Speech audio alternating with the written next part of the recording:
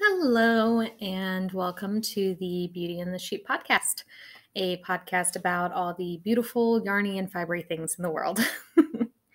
My name is Belle, and I am a knitter, cross-stitcher, spinner, and crocheter located in the greater Cincinnati area where I live with my husband and our two cats. So this is episode 1, and if you're giving this podcast a shot, then I really appreciate it. Thank you for watching, and welcome to my fibery world. So to begin the episode, I am going to go over the segments that will be pretty standard for most of my episodes. So yeah, we'll get started. The first segment is usually going to be the running the castle segment. I am a very thematic person. You will figure this out very quickly. So in running the castle, this is just the area that I will discuss any administrative type of things necessary for running a podcast. So yeah. And then we will have sitting around the craft throne, which is where I'll discuss my current whips, usually knitting, a little bit of spinning, a little bit of crochet. I do both of those, though I am primarily a knitter. And yeah. The next section will be the cross-stitch corner, and this is where I'll discuss my current cross-stitching whips. I am a new cross-stitcher. I just began that this year, so usually I'll probably only have about 1 or 2 of those, but I am notoriously a ADD crafter and start new things all the time. So we'll then have treasury acquisitions, and that's if I've purchased anything new or recent relating to any of the crafts, really. Sometimes equipment, sometimes yarn, sometimes, yeah, just anything related to my crafting. And that's where I'll discuss that. And then we'll also have kingdom plans, which is where I'll take a few minutes to discuss future whips and just general thoughts on kind of where I'm wanting to go. So, and then lastly will be the weekly proclamation, which will be where I'll just kind of give little updates about my life. Yeah, so let's get started. You can find me on Ravelry at BeautifulSheep719, 719. That is my Ravelry name. And on Instagram at knit_stitch_belle, BELLE, 719. So I am not huge on social media in general, so I can't promise that there's going to be a lot of posting and things on those forums, but I do have them and I do use them occasionally. So, all right, we'll get started with running the castle. So just starting out, a little explanation. I do intend to, at some point, start a Ravelry group for this podcast, but probably not right away. There's a lot going on in life, and this is new, so I am going to take baby steps, and I hopefully want to jump into the world of discussion boards and forums and giveaways and things like that eventually. But for right now, I'm just going to take it slow and get used to this kind of recording thing. This is a little bit more like nerve-wracking than you would expect it to be. So, but enjoyable. All right, so that's pretty much what I've got for that. So the next section is sitting around the craft throne, and this is going to have my featured works in progress, or whips, as we call them in the crafting community. This week I have a lot of these. I recently got married at the beginning of March, and didn't have a lot of time while I was planning my wedding to do as much crafting as I would have liked. So now that I have gotten married, gone on the honeymoon, and come back to real life, I have a lot of things that I've started. So I'm going to jump right in with those. The first thing that I have on my needles is a hat called the February hat, and this is by Kate. I'm going to try and pronounce this correctly. Gagnon Osborn. I think that's correct, and I'm sorry if it's not. And this is in a yarn from Fairegrl yarns. It is her worsted base, and it is in the Stormy Cumulus color, which I think is picking up pretty well on camera. It is a mostly gray base with kind of a pastel rainbow flashes going on in there. It's really pretty. I picked this up from a local yarn store in Columbus called Yarn It and Haberdashery. I love that name. And she dyes out of that shop. So I'm pretty certain that it's exclusive to that shop, but you might be able to find her online. And this is the hat, which has some really cool spiraling going on. And the February hat, I will show you a picture of it. Looks like this. So it's a textured hat that starts with a folded brim.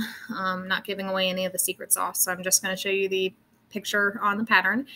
And you probably noticed that mine has a very, very, very long ribbing section. And the reason for that is because I like my brims to be super long. So I went past what she called for in the pattern just because I really like my ears to be covered in the winter. They get very cold. So I've just been doing the 1x1 ribbing a little bit more than what she called for. I haven't actually measured. I've just kind of held it up to my ear and tested to see if it's the length that I like. So that's the first one that I've got going on. And it does have a provisional cast on here down at the edge. I do a provisional cast on a lot of projects. You'll notice that. I really like if I'm knitting something that has a beginning and an end to it. I like to make them match by doing a provisional cast on and then going back and picking up the stitches and casting off on the beginning edge. I hope that makes sense. And so I do that quite a bit. In the case of this hat, because it's a folded brim, the provisional cast on is actually called for in the pattern. So yeah, I'll always have a random bit of color on a lot of my projects that doesn't match. So that's my first whip, and I've been working on it for probably just a couple weeks. I started it shortly after we got back from the honeymoon and just have been kind of going on it. And I'm really, really loving how the rainbows are spiraling. I am knitting these on a US size 5, which is not what is called for in the pattern, but it is a size that I find I like with my gauge when I knit hats. So there's that. Kind of in the same vein with hats, I like to knit hats as sort of like a cleanser project. And later on in the episode, I'll discuss why I need a cleanser. So, but this is the second hat that I am currently working on. And a little bit of cat hair. It gets everywhere. This is the sock head slouch hat by Kelly McClure. And this is actually the second one of these that I have on the needle.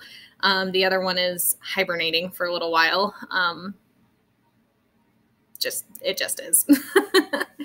And I am doing some modifications to this hat. Once again, down at the bottom, there's a provisional cast on. It calls for a standard just knit 2, purl 2 brim, and I am actually going to be doing a folded brim on this as well. I just like a folded brim on a lot of my hats. So that's what I am doing with this. This yarn is Hat Trick yarn. Sorry for the bended label. And it is done by Ancient Arts, and you can get this from River City Yarns, which is a Canadian yarn shop. And the colorway is the Columbus Blue Jackets. And if you're not familiar with Hat Trick, this yarn is done, all of the colorways that they have are based on the different hockey teams of the NHL. I am a Columbus Blue Jackets fan. I'm a big hockey girl. And so when I discovered this yarn, I had to get a skein of it. And I've got many, many plans for this particular skein.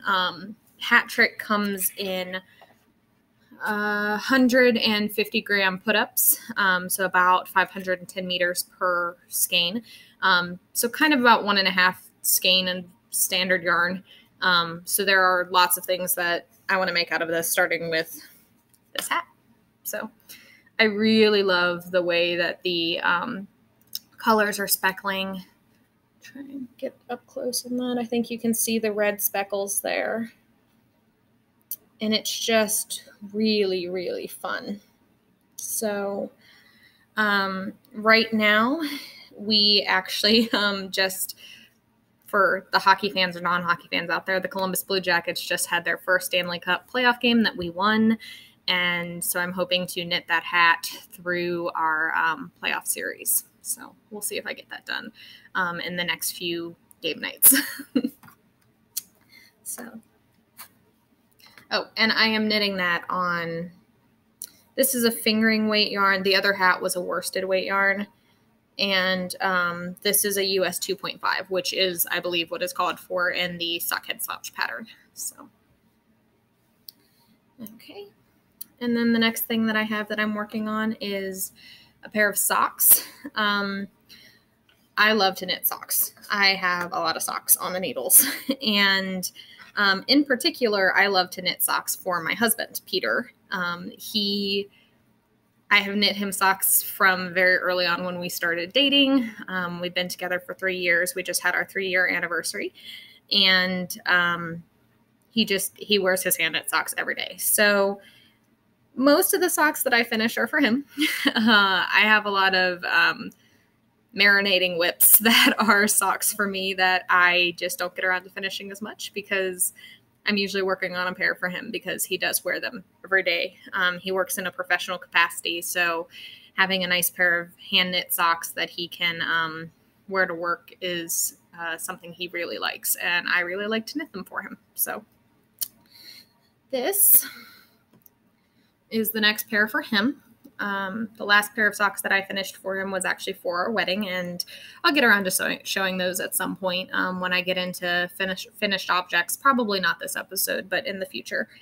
And this is I'm going to try and pronounce this correctly, Shopal yarn, maybe? Shopal.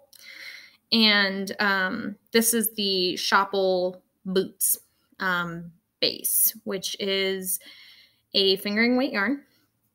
It is a, tag off and show it to you.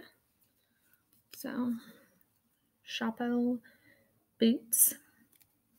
And this is the color number 2385. Very descriptive. 2385. And it is a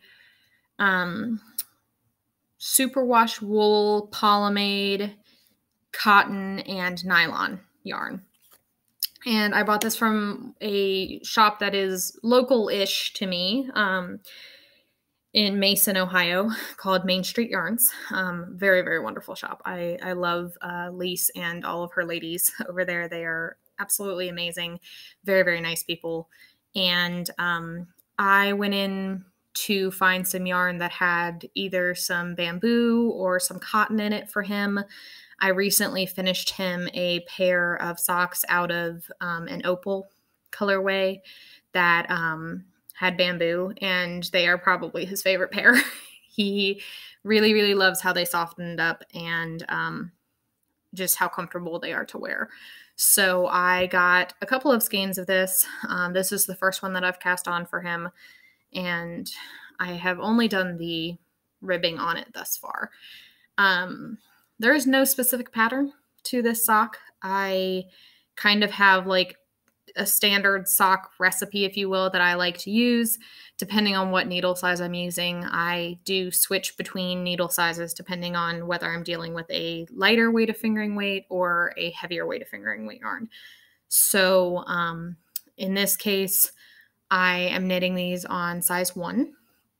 These are Chowgu needles, which is my preferred needle of choice, both in circulars and, 9-inch circulars for socks, and in my interchangeable set is also a Chowgu set. So usually I'll do somewhere between 15 and 20 rows for a ribbing.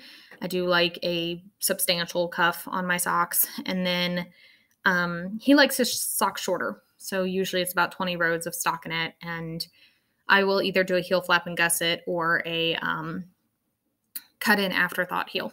And those are my two pretty standard go-tos, depending on what I'm feeling like. And he prefers the gusset heel.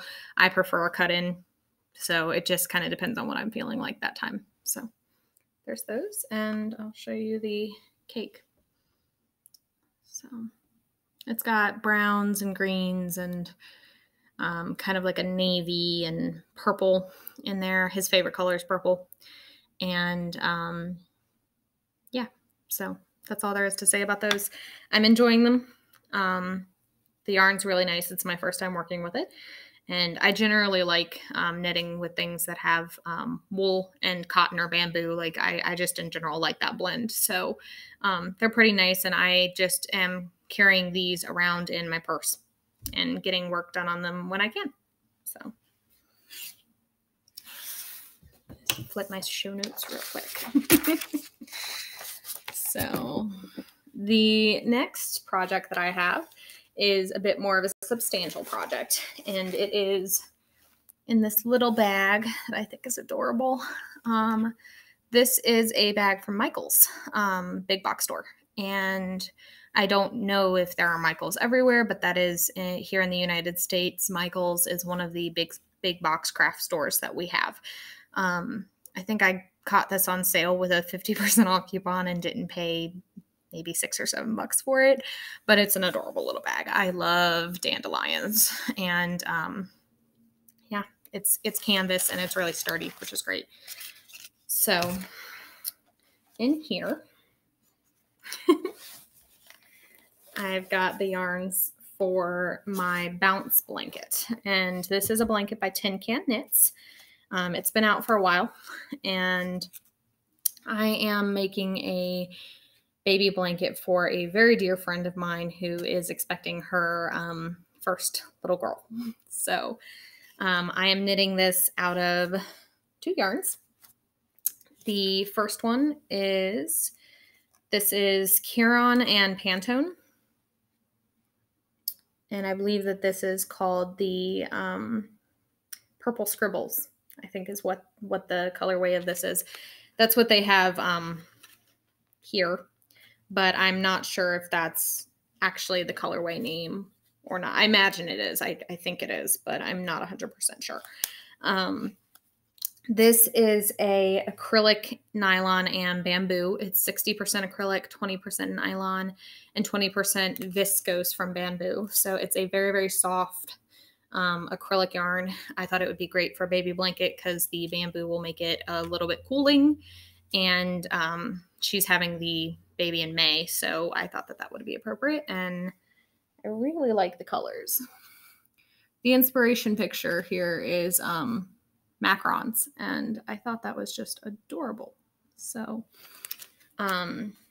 these each have 5 colors in them, as you can see, and I believe that each one is about 30 yards, somewhere around there. It's 100 grams total. So, and then this is my main color for the blanket for the stripes in between. I'll show you a picture of it in just a moment. And this is Universal Yarns Uptown Worsted Mist.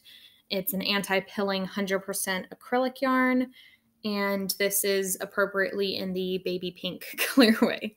So I'll show you what the blanket looks like this far.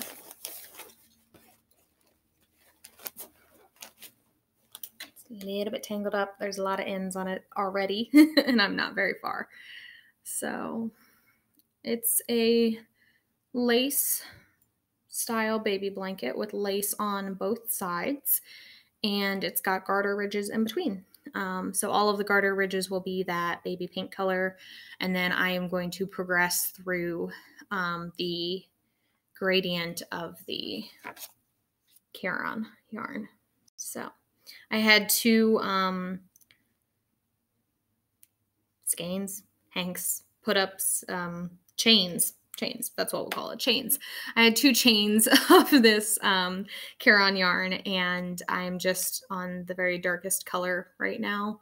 I think that I'm going to get about 3 lace repeats per color, because the one little all of the dark color didn't quite get me a full 2 repeats. So I'll be joining the next one from this other chain. And I think it's going to be about 15 lace sections is kind of what I'm going for. I'm really loving this. I love a central double decrease, which is what that is in the middle there. And it is lace on both sides, but it's very easily very easy to memorize. And so I am enjoying that. I think that she's going to like it. I had to break out of my box a little bit with this because I typically like to do something like bright colors like these, and normally I would put a neutral like a gray or a cream in between. And since we got back from our honeymoon, I have just been sort of trying to get myself to break out of my typical boxes, do brighter things. And yeah, so I decided to go with the very bright pink in between. And so far, I'm very glad that I made that decision. I think it's going to be very cute when it gets done. So, and I am actually knitting the bounce blanket out of this book. This is the Mad Color by Alexa Ludman and Emily Wessel, who I believe are both from Tin Can Knits. I could be incorrect on that. I should have looked it up before I got started. But the blanket pattern is located inside of this book. Let's see if I can show you without giving away. Yeah, so that's kind of what it looks like. Yeah, I bought that book about 2 years ago for my birthday. I've always wanted to do a bounce blanket, and I picked up this yarn not quite knowing what pattern I was going to do, and I seemed like it was kind of just the right combination of things, and I got started on it this week. So also in line with things that I am making for that friend, my next work in progress is also something that I'm making for her, not baby related, but these are the Naughty mitts, and I would show you a picture of them, but the pattern starts right away on the page, and so the picture is incorporated on that. So because this is a paid for pattern, I am not going to show that to you. But if I am able to figure out how, with the magic of editing, to insert a picture, I will attempt to do that. No promises. Eventually I'll get around to learning how to do that. So these are the Naughty mitts. And oh, yes, I just adore. This has been such a fun pattern to knit. I am knitting them concurrently, mostly because fingerless mitts and anything that I have to make for my hands is not my favorite items to make. I'm not sure why. I love knitting socks, but for some reason, fingerless gloves, mittens, just not really big on them. I don't really enjoy them very much, but this particular pattern I actually enjoy enough that I think I'm going to knit a pair for myself after I get done with these. So this is the other one. And you can see I'm just a little bit further along on one than I am the other.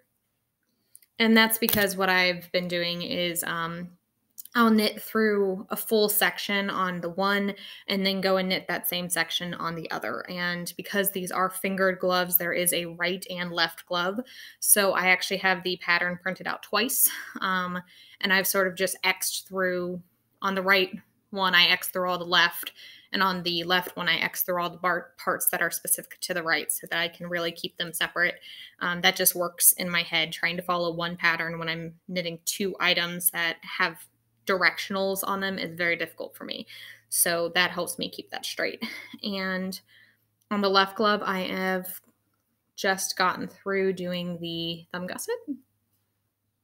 So that is finished on that one. And then I am about to complete the gusset on this one. The pattern chart actually starts into part of the gusset, and that's where I stopped on this one. So I will be continuing on to finish out the gusset and then put my thumb on waist yarn. So these are trucking along. I'm trying to get these done pretty soon because my friend actually purchased this yarn. The day that she told me she was pregnant, we went up to my local yarn shop, and she's not a knitter, but she was indulging me. And so as we were shopping around, she came across this and she really, really loved it and asked if I would knit her a pair of fingered gloves out of it. And I agreed that I would. But that was in the middle of when I was planning my wedding. So she knew that they weren't going to happen anytime soon because I had some other projects that I'll discuss later that I was doing for my wedding. And now that that's done, I want to get these to her because I've had this yarn for probably about 8 months since she purchased it. So speaking of the yarn, this is Dream Color of Life Smooshy Gold. It is their stellina base, and it is a 85% superwash merino with 15% gold stellina. And the colorway is the Pop-Up Skein Club from November 2018. I'm not sure if the Skein Club is exclusive to my yarn shop or if that's just one that they do with all the yarn shops that they work with. Not 100% sure. It's not a club that I've been following specifically, but she fell in love with this because it reminded her of Christmas lights. And I think you can see some of the stellina there. It's very, very shimmery, and I'm a big fan. So I am excited to get those done for her. And I'm knitting those on size 1.5 Chalgu 9-inch circulars as well. I'm a big 9-inch circular fan. I used to knit my socks and all small diameter things on DPNs, and I got away from that when I discovered that there was such a thing as these itty-bitty little tiny circular knitting needles. I thought they were adorable. They made sense to me that it would be faster to knit with them, and I just kind of took off on them right away. I know that they don't work for everybody, but I kind of have small hands. I don't know if that has anything to do with it, but they work for me and they're very comfortable. So I like to knit all my small diameter things on 9-inch circulars. So that's my naughty gloves. And those, I don't know if I said, but those are by Julia Mueller, I believe is how you say her last name.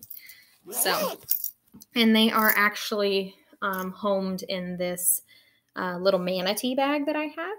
And this I got from Rhinebeck this year. I went with a couple of girlfriends of mine up to Rhinebeck. It was my first year going as a customer, I guess. I have previously worked at Rhinebeck with a indie dyer who I used to work for, and that was fun, but it was a totally different experience to get to go and actually shop and explore the booths and things. So I apologize that I don't know who the maker on this bag is. I lost the tag, and there was a lot going on at Rhinebeck this year. So, but I love it because I love manatees. They are one of my favorite aquatic animals, and I thought it was adorable, so I had to get it. So that is all that I have for whips. All that I have for whips. I've been casting on a lot of things. There are a few other projects that I have just started, but maybe haven't worked on very much, or that I haven't worked on in a little while, so I did not show those to you. But I'm sure that they'll be making an appearance at some point.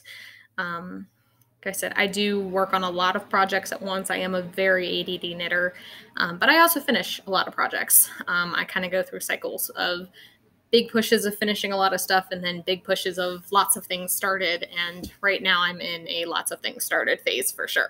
So I'm going to move on to the cross stitch corner and show you the one major project that I've been working on, cross stitching.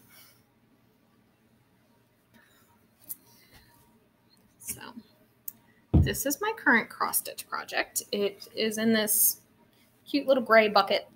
Got it from Walmart, super cheap, love it. Eventually I want to do some embroidery on this and decorate it and things, but I haven't gotten there yet. So this is my current cross stitch project.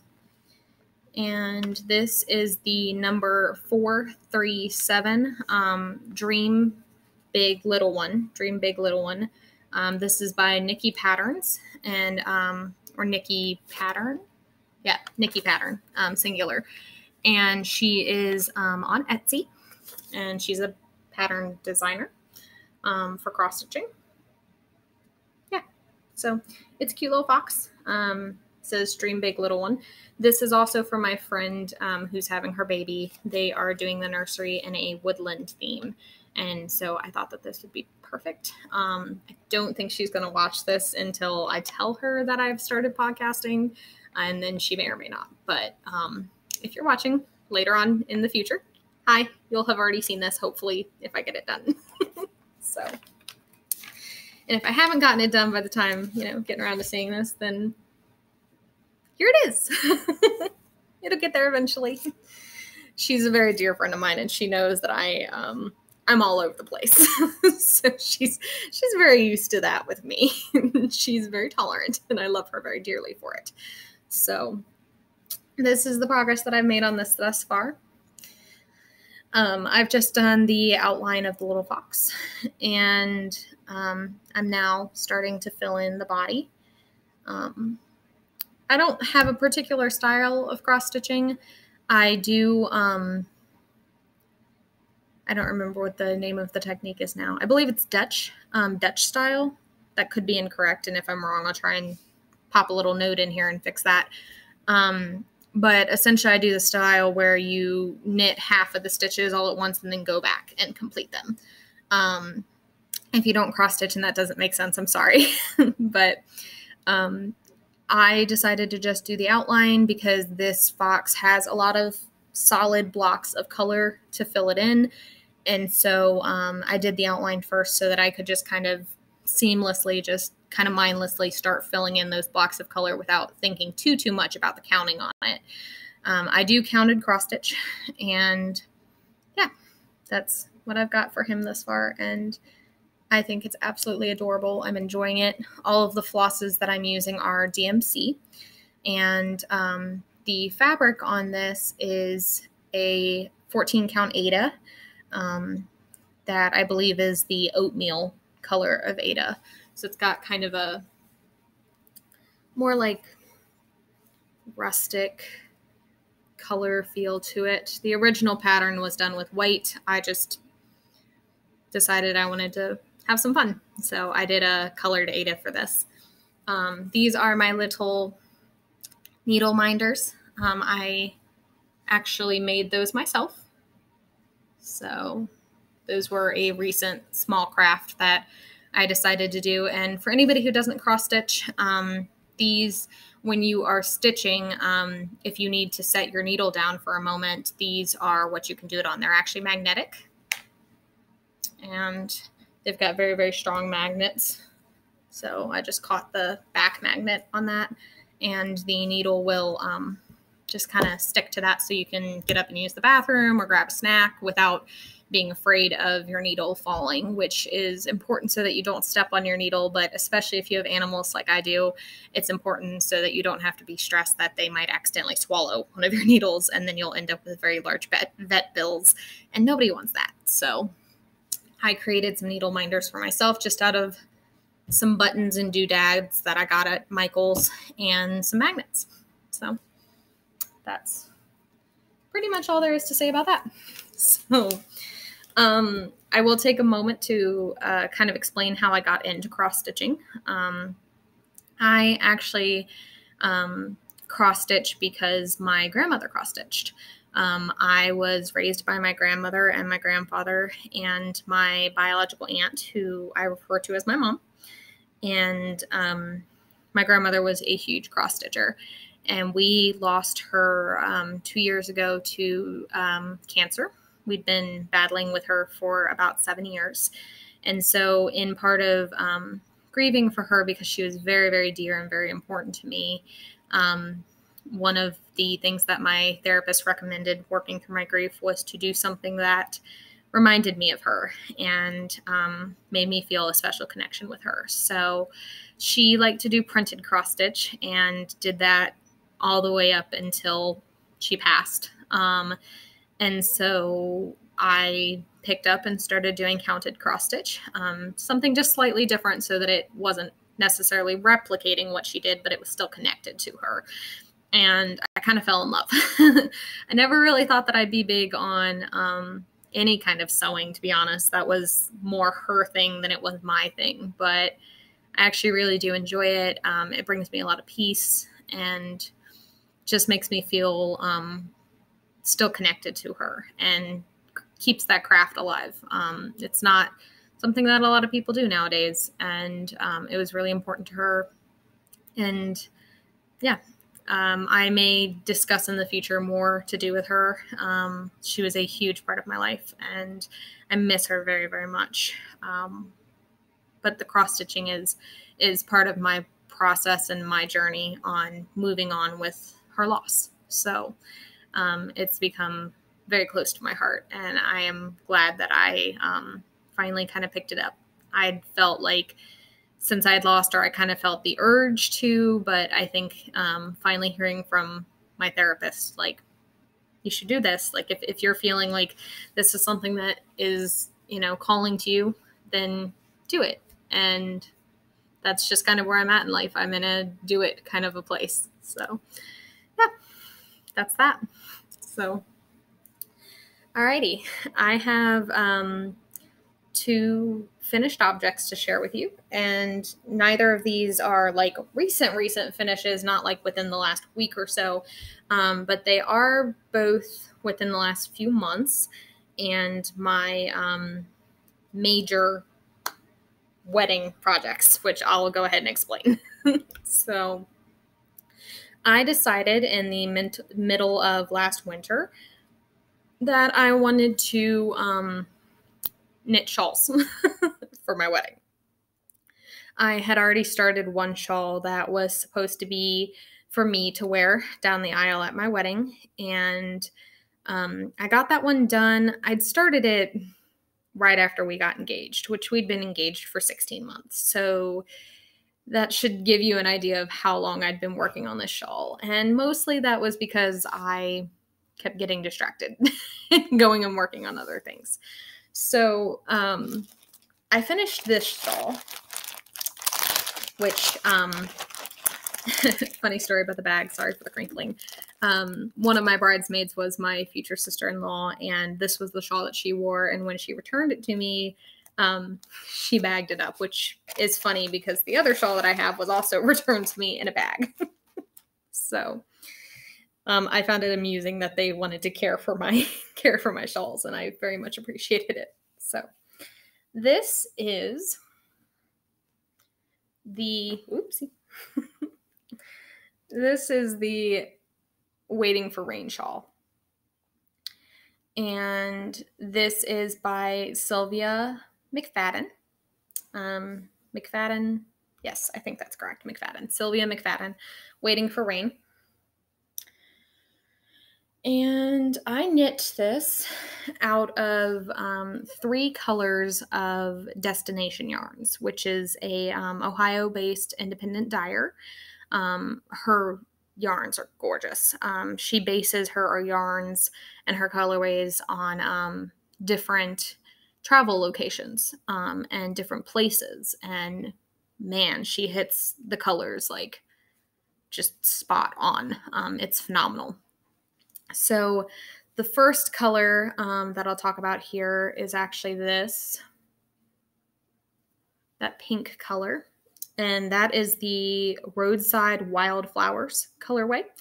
I picked up my skein of it from the Worcester Yarn Festival. And it was, let me correct myself on that. It was the Worcester Yarn Festival. I bought some of these at the Worcester Yarn Festival and some of them at the Yellow Springs Young's Jersey Dairy Farm yarn festival. So that's why the slight confusion. But yes, I picked up the Roadside Wildflowers from the Worcester Great Lakes Yarn Festival. It was an exclusive colorway the year that I got it, which was 2 years ago. And I just loved it. I just loved it. It's this light pink with purple and green and yellow and little itty bits of a very bright blue that I don't know if it's picking up in there, but it's really, really lovely.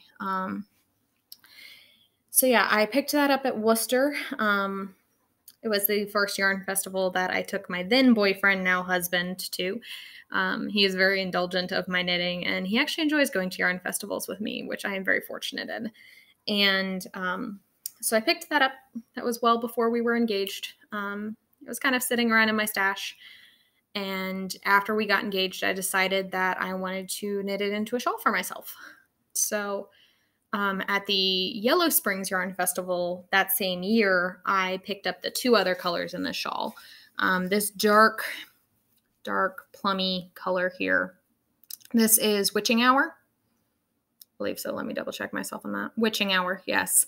And the gray, which I know is a little hard to see because I just used it in little blips and blurb stripes here. This is a gray color. It's kind of like a light charcoal. And that is the Storm Clouds color. So this whole thing is done out of Destination Yarns. It is a rather massive shawl. And I felt supremely accomplished when I got done with the shawl. I felt amazing. It was a huge shawl. It was gorgeous. I debated ripping it out so many times and was really glad that I didn't. And yeah, definitely worth the time investment for this shawl. It's a little bit smaller right now than I actually had it. My dear sister-in-law also washed it and dried it, which it's super washable, so it's totally fine. I made sure they were all safe just in case exactly something like that happened. So she washed it and dried it before returning it to me. So it has shrunk up a little bit from what it originally was. And it was supposed to be the shawl that I wore at my wedding. And after completing it, I started the next shawl, which I will show you in just a moment. And that shawl made me think, well, if I can finish these 2 big shawls, why not go ahead and knit 4 more for all of my bridesmaids and my mom to wear? I'm a big goals kind of a girl, very much. So that was probably around October of last year, 2018. And we got married at the beginning of March 2019. So in the course of about 5-6 months, I decided to go from 1 shawl to 6 shawls. And not just small, like little 1 skein shawls, like all of them are really, really enormous. Like this one, 3 skeins. 3 skeins or more. And I will probably show off maybe 1 or 2 of them every episode until I kind of have shown them all off, because they are the most recent finished objects that I have. And part of the reason why nothing else was knit on in that 5-month period was because I was doing this magnum opus of a...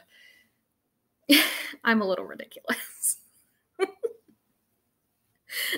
And I set substantial goals for myself that sometimes I reach and sometimes I don't, but I find that the most important thing if you're going to do things like that is to be okay if you don't achieve the goal.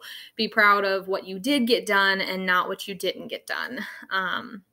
So yeah, in this case, I did get all 6 shawls done. I felt amazing for doing that. I also finished a pair of socks for my husband that had been on the needle since we got engaged that were meant to be for the wedding. He did get to wear them down the aisle, and I was super excited about that. So no more big goals for me anytime soon, and hold me to that, because it was stressful. Enjoyable, but stressful. So, excuse the bag. I'm so sorry. The other person who decided to put their shawl in a bag for me was my mom. I don't believe she washed this shawl, which I'm grateful for, because one of the prior projects that I had knit for her, she accidentally felted. So she knew not to put this in the washer and dryer. And this one has some non-superwash yarns in it, I believe. So yeah, this is the Dust of Snow by Helen Stewart. This was the second shawl that I completed of the 6. And yeah, it has a lot of color to it. And it is very, very long. So I've not measured. I don't know how long this is. I know it's over 5 feet because I'm 5'2" and it's taller than me if you hold it up to my head. But this has, the original Dust of Snow was a Advent project that was meant to be used with like Advent minis or 24 leftovers. And I did not have an Advent calendar this last winter.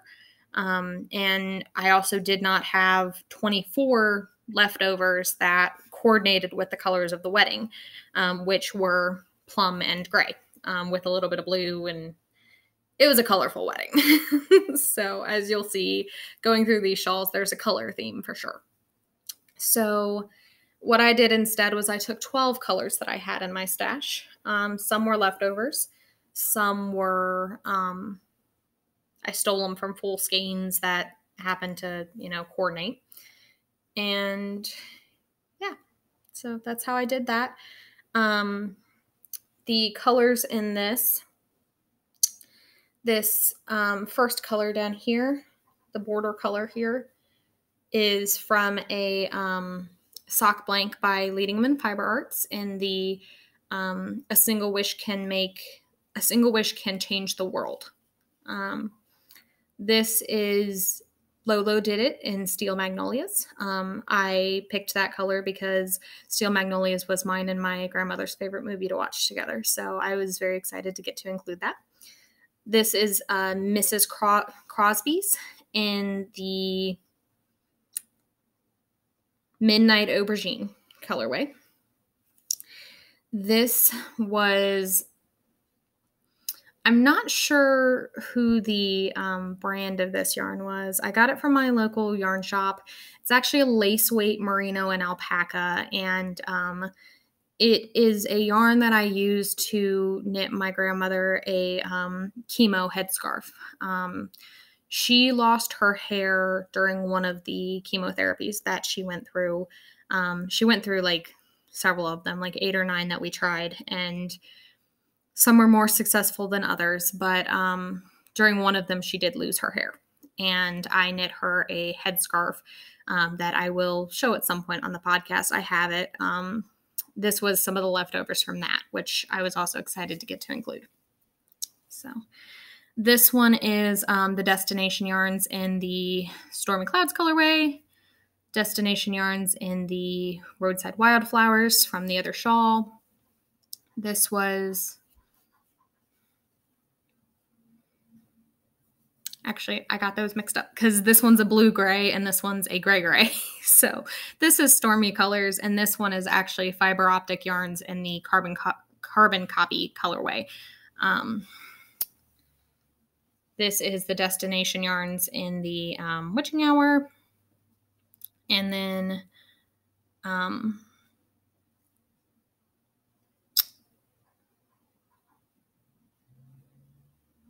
yeah, you get the idea. There's a lot of yarns in this one. I do have them written down. I do recognize most of them, and I repeated a lot of them in here. So this one's also Fairegrl Yarns, who I'm knitting the hat with the gray and rainbow swirls on it. This one is her Chocolate Amaretto colorway, which is a tweedy colorway. And this one actually makes an appearance in one of the other shawls that I will show you in the future. So yeah, they repeat.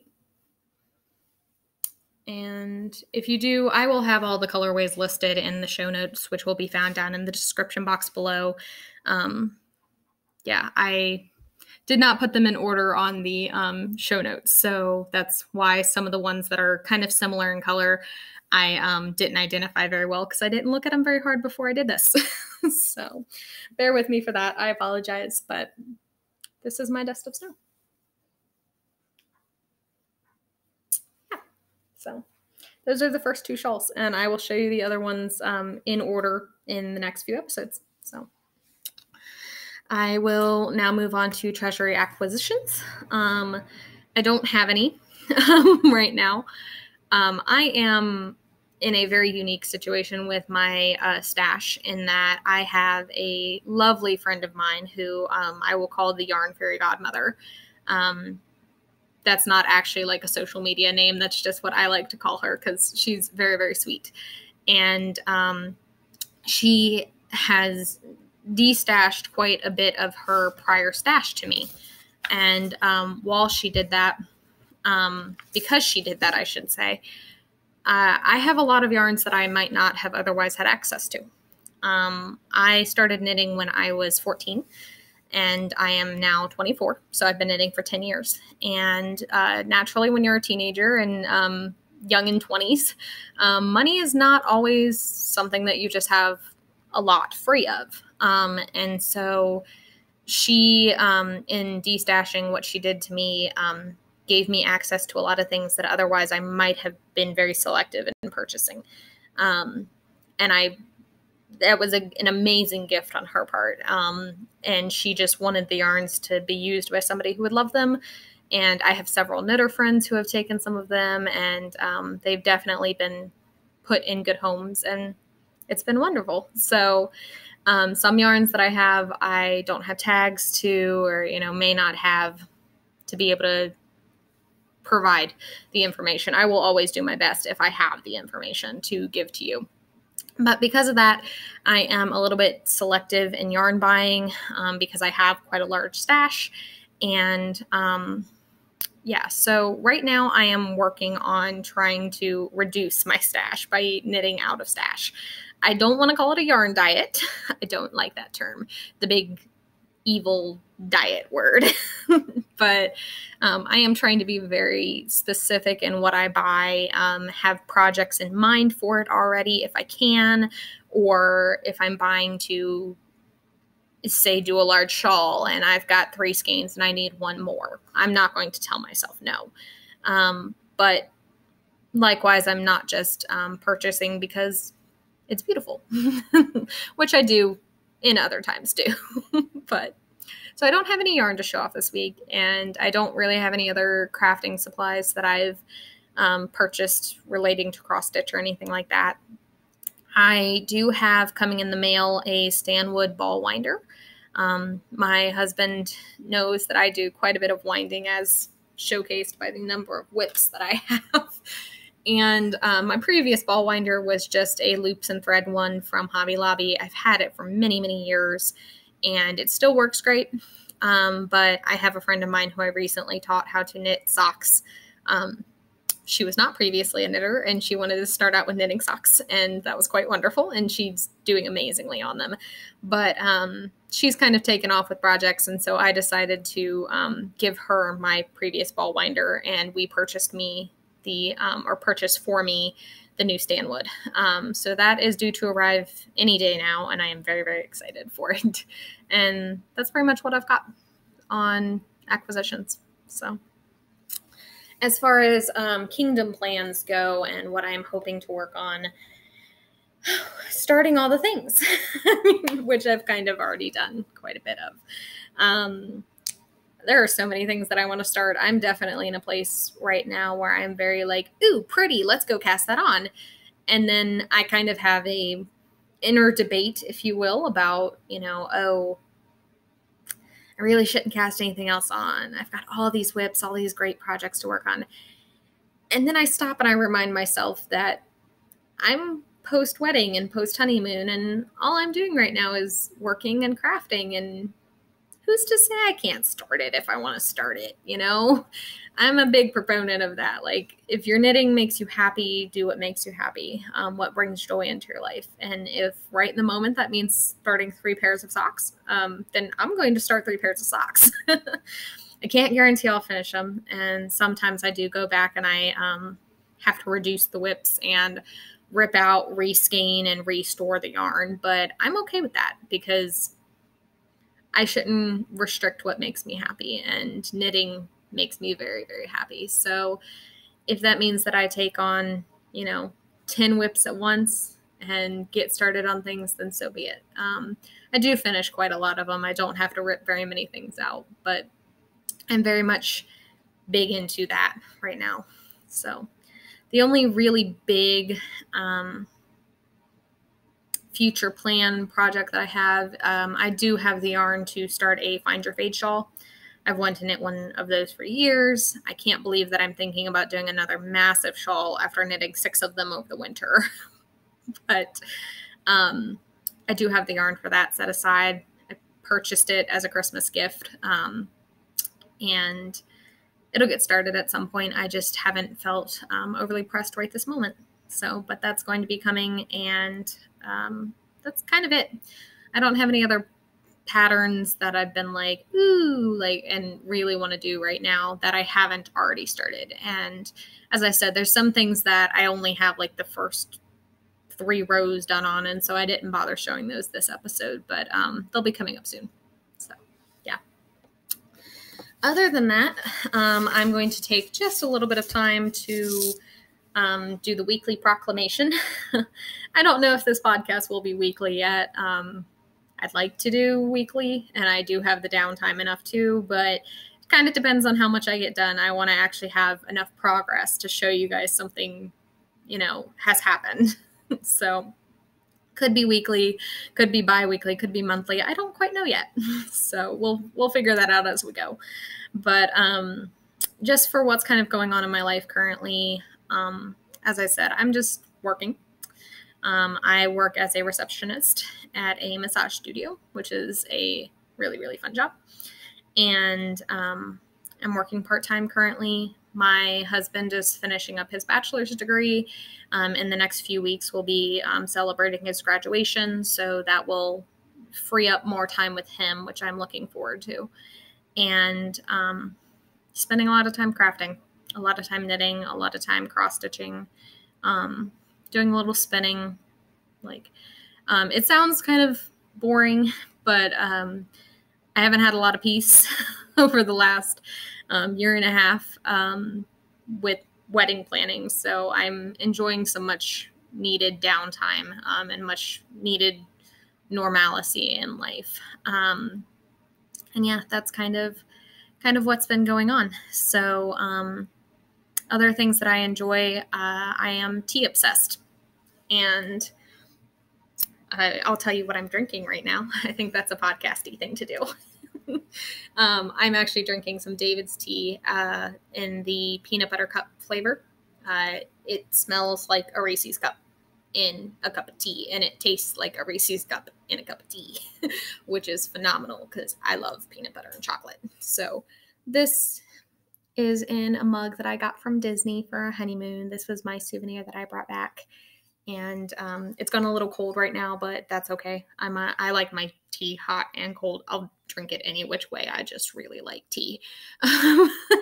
So I have, you can't see it, but back here behind my couch, maybe sometime I'll get around to showing you, I have a very large tea bar with a collection of loose bagged, all kinds of tea. I really like tea. So it is my drink of choice. And yeah, other than that, in a future episode, I'm hoping to share a little bit more of my fiber arts history. When I started knitting, when I started, just crafting in general, like kind of the journey for that. And that's all kind of upcoming. So yeah, thank you for joining me today. It's been a pleasure, and I look forward to seeing you next time. Bye-bye.